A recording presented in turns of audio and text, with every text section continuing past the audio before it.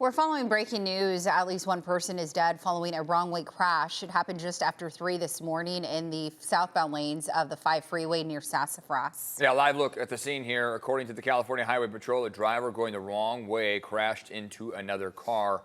As our photographer Julio pans in here, you can see that there are still some lanes shut down. Emergency crews out there right now.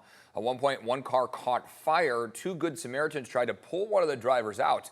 Caltrans says 2 left lanes are back open, you can see there, but 3 right lanes remain closed. Thanks for joining us here at 6 a.m. We'll stay on top of that breaking news throughout the morning. I'm Eric Connard. And I'm Vanessa Paz. Let's go ahead and get a look at your forecast with Evan Arani, because people might be surprised that they're running into wet roads and specks on the windshield this morning. Pretty slick out there on the 5, the 805. We've seen some spots where it is not only slick, but there's even some pooling and ponding. So picking up on mainly a few hundredths of an inch as our totals come in. This is what we see outside right now. The green there showing the spots where those showers are active, but in plenty of additional spots, the roads are wet. So you might not need the windshield wipers per se, but you're still going to be kicking up some of that moisture on the roads. Temperatures by the afternoon are going to be in the upper 60s and low 70s. We expect those showers to subside pretty quickly over the next couple of hours. In fact, some models show by 8 a.m. we'll be back to dry skies and then start to see those clouds break apart right beyond it. In just a few, we'll be taking a look at that 7-day forecast and that 5-day forecast. Really doesn't matter which you're looking at. We see a notable warm up into the upcoming weekend that we'll be laying more details out for you coming up in just a few minutes. Back to you. We are counting down to the primary election. Tomorrow, all vote centers will be open.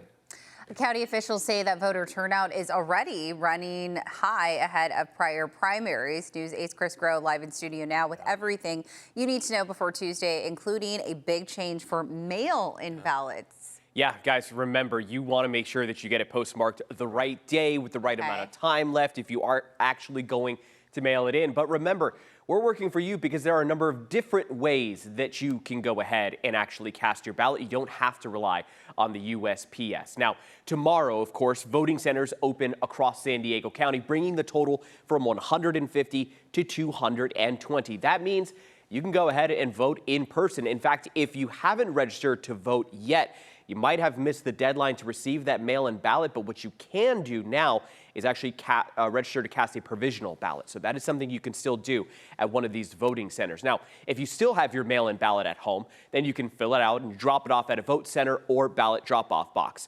You can also mail it in, but make sure you're giving yourself enough time. There have been changes at the USPS. Mail is no longer stamped when it's dropped off, but when it's processed. Your ballot must be postmarked by Election Day and arrive within 7 days after to count. Here's our local registrar of voters on that. Been some changes at the post office where they are centralizing the collection and where it gets postmarked. What we are encouraging people this close to the election is to utilize one of the ballot drop box locations. Now, the governor has urged counties to speed up voting results, saying the longer it takes, the more room there is for mis- and disinformation. Eric and Vanessa. Chris, thank you. This morning, a new poll by the Nonpartisan Public Policy Institute of California shows Democrat Javier Becerra at the front of the pack of 8 leading candidates for governor with 23% of likely voters. Republican Steve Hilton is in second with 20%, followed by Democrat Tom Steyer with 15%. Republican Chad Bianco, 13%, Democrat Katie Porter, 12%. It's important to note this poll was conducted about 2 weeks ago, and new polls are expected this weekend. Make sure to stick with News 8 for updates on the California primary. You can stream our election coverage on the CBS 8 app, download it on your TV, and watch for free.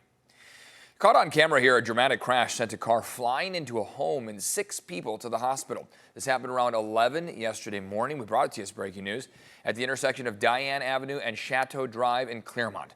You can see a red Tesla hit a gray Mercedes at a stop sign before slamming into that house. Neighbors immediately ran outside and called 911. Thankfully, no one inside was hurt. According to witnesses, the Tesla driver said they were in autopilot at the time, but that is still under investigation. Now to an update on the Larry Miglietti murder trial. Yesterday brought emotional testimony from Maya Miglietti's family members, including claims that Larry talked about wanting to, quote, get rid of Maya's alleged boyfriend weeks before she disappeared. Now, jurors also heard testimony about text messages that Maya sent family members describing Larry as controlling and manipulative during their marriage. During cross-examination, the defense challenged the credibility of Maya's brother by pointing out details that he allegedly didn't mention during earlier police interviews back in 2021. Testimony resumes next week. The manhunt continues for a man accused of killing his girlfriend, then fleeing with his 5-year-old daughter. The district attorney for Los Angeles County has announced that 40-year-old Ruben Fregoso is facing charges of murder and child abuse. Authorities say they believe Fregoso fled into Mexico with his daughter after leaving his SUV behind in a parking garage near the San Ysidro border. So far, it appears that an official request for assistance to Mexico has not been made. 72 hours, you could be all the way to mainland Mexico. But at the same time, with the large amount of people that there is in the Tijuana area, they could be hiding in plain sight. Authorities say Fregoso could face 25 years to life in prison if he's ultimately convicted. This morning, the city of San Diego is working to shut down a Linda Vista massage business. The city attorney filed a civil lawsuit against the owners of Comfy Spa after a long investigation uncovered alleged crimes. The lawsuit names both the property owner and the operators of Comfy Spa on Linda Vista Road, alleging prostitution, public nuisance, and multiple building and zoning violations, including illegal living conditions inside the business. What we're asking for is that they shut down their illegal operation, they conform with the law, and then penalties, right, to get them to act. The lawsuit is asking a judge to shut down the business for up to a year and fine the defendants.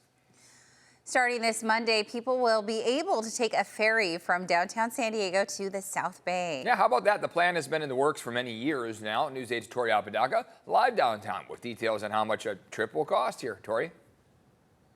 Hi, good morning. Tickets will cost you $15 each way for this 45-minute trip. You'll be boarding right out here on the water. These are the flagship ships. Passengers, though, they will be traveling from here at downtown San Diego's 5th Avenue Landing to the Safe Harbor South Bay. From there, it's a short walk to the Gaylord Pacific Resort in Chula Vista, along with restaurants, marina access, and waterfront activities.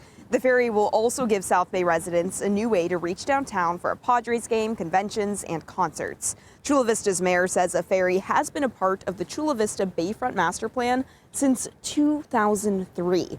With a hope, it will bring a huge business boost and transform the Bayfront as more housing and entertainment complexes are built. Gaylord Pacific Resort is the anchor tenant, and it's given us that momentum to be able to have people come down and want to invest. It's going to give you an opportunity to enjoy the scenery instead of potentially just being in traffic congestion. It isn't just a vision anymore, it's becoming reality. In reality, it is. It starts this coming Monday. It will be running every 2 hours from 8 a.m. until 7 p.m. You'll be able to get a ticket right out here on the dock or online. Reporting live from downtown San Diego, Tori Apodaca, News 8. All right, taking a peek outside here. A little cloud cover out there, but Yeah. some blue skies peeking through here on a Friday. Some How about this? drops we got this morning. Our live look from Mount Soledad is beautiful Yes. here at the 6 o'clock hour, Looks like a 6:08 right now. painting. I know, it really does. Every time I look at it, I'm like, it's like a Bob Ross painting.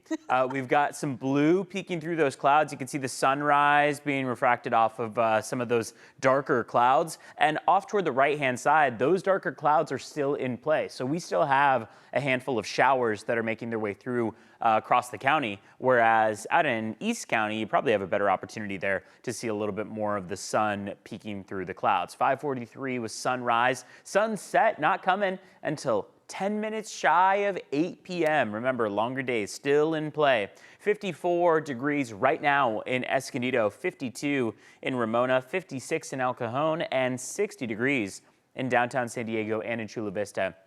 Temperatures in the overnight stretch have been relatively mild, By the afternoon, we should be making it to the upper 60s out by the coast, the low 70s inland. Some models project that we'll be a handful of degrees above this, so it depends on what you're looking at. But others say that we'll be at about 70 out by the coast, maybe up to 73, 74 degrees toward our inland valleys. Regardless, we'll be right around that average. And then as we get toward the mid-morning and especially by the afternoon, those clouds will continue to break apart and we'll see more and more of the sunshine on hand. We are going to be breezy, so we have been so far today. And despite the fact that a wind advisory expired yesterday, we still have some pretty gusty winds. So we're below criteria level, but we are still in many cases seeing those breezy winds. Fallbrook, 22 miles per hour by about 2 p.m. Same goes for Alpine, Ramona, Campo getting up to 24 miles per hour. So it's going to be breezy all the way through about early tomorrow morning. And then we'll start to see a nice warming trend as things simmer down a bit. Wind speeds decline, showers come to a halt after this morning, and we start to see a pretty nice warming trend into the weekend, getting us all the way to 82 degrees by the time we get to Sunday afternoon, cooling only slightly as we get into the beginning of next week. So temperatures are going to kind of balance out in the above average range. And right now it seems like all the way through next week, not only will we hold on to above average temperatures, but we also have no expectation of any of the scattered showers in the forecast like we've been seeing this morning. So those come to a halt after, I'd say, 2 or 3 hours from now. And then we'll be warming up really nicely into the weekend. So enjoy the more summer-like conditions that are going to be on hand. Let's check in on traffic. We've been talking about a variety of crashes that have been taking place on the roads. I'll start off by saying that for a Friday, we typically don't have this many crashes or stalled vehicles. We, of course, can't attribute it directly to the rain. However, please take it a little bit slower on the roads if you have a lot of people around you. We've got a SIG alert that is still in play. 2 right lanes still blocked, right now we have those 2 right lanes blocked. The left 3 lanes, it seems, are back open on the 5 southbound right before front. This is also backing up all the way to Sassafras with that SIG alert. We have a disabled vehicle blocking the left lane in National City on the 805 northbound right before 43rd Street. 47th Street stop and go traffic is back to Plaza Boulevard. Wanted to give you a live look outside. This is on the southbound 5 just north of 28th Street. We're still seeing that those roads are slick and wet. You might run into some pooling and ponding on the roads, despite the fact that accumulations are pretty light. So just be prepared for a wet morning commute and maybe even the need for the windshield wipers before we transition slowly to more and more of that sunshine.